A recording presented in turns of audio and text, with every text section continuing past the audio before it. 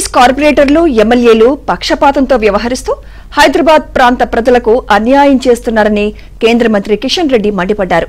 ఆయా ప్రాంతాల్లో ప్రజలకు ప్రభుత్వం నుంచి ఎటువంటి సహకారం అందనివ్వడం లేదని ఆరోపించారు. హైదరాబాద్ నాంపల్లి నియోజకవర్గం మల్లేపల్లి డివిజన్లోని డి క్లాస్లో కమ్యూనిటీ హాల్ను ఆయన ప్రారంభించారు.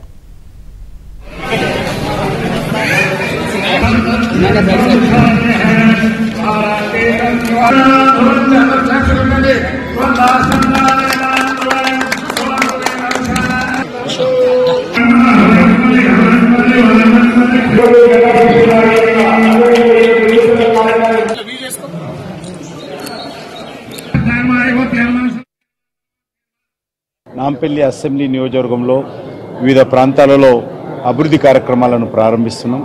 నాంపల్లి అసెంబ్లీ కాన్స్టిట్యున్సీలో గత అనేక సంవత్సరాలుగా ఇక్కడ శాసనసభ్యులుగా కానీ కార్పొరేటర్స్గా కానీ మజ్లిస్ పార్టీ నేతృత్వం వహిస్తుంది.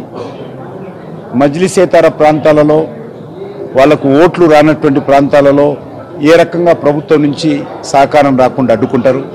కనీసము డ్రైనేజ్ పనులు కానీ, రోడ్డు పనులు కానీ, కమ్యూనిటీ హాల్స్ కానీ ఇతరత్ర ఏమి రాకుండా వాళ్ళు అడ్డుకునేటువంటి ప్రయత్నం చేస్తారు.